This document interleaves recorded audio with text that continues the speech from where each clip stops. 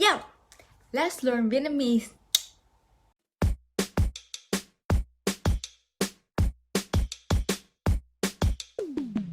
Xin chào, bạn có khỏe không?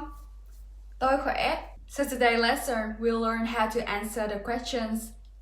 Bạn từ đâu tới? Bạn sống ở đâu? Are you ready? Go! So everyone, this is us last time and continue to our journey.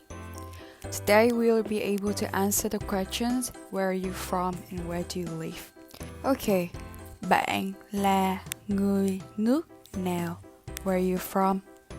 Bạn là người nước nào? Okay.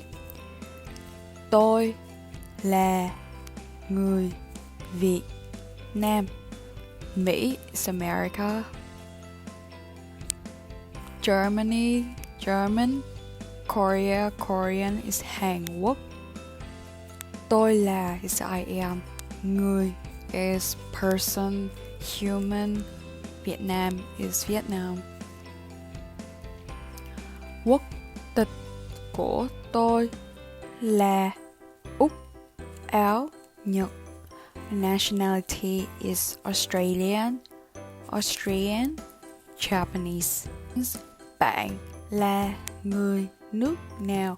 Tôi là người or quốc tịch của tôi là. Bạn sống ở đâu? Where do you live? Bạn you sống live ở đâu? Where? Where do you live? Tôi I sống ở quận 1. I live in district 1. Quận is district. Thành phố Hồ Chí Minh. Thành phố is city. Or you can just live in Hà Nội, Đà Nẵng.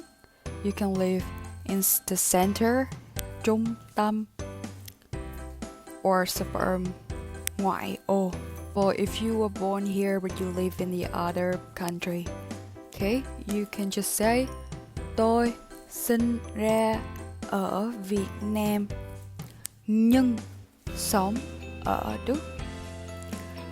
This is I was born in Vietnam but live in Germany. Okay, now you can answer for the questions. Where are you from and where do you live? Bạn là người nước nào? Bạn sống ở đâu? Easily. Now let's practice a bit over the first lesson as well. Xin chào, bạn tên gì? Bạn có khỏe không? Bạn từ đâu tới? Bạn sống ở đâu? So, how do you feel? Kinda easy, isn't it? Now, we have the spontaneous word for today. Tai nghe. Cái tai nghe. Yeah. Cool, huh? And the spontaneous phrase of today. Xin lỗi. Sorry. And I will see you in the next and also the last part of introduction lesson. Chào tạm biệt và hẹn gặp lại vào lần sau.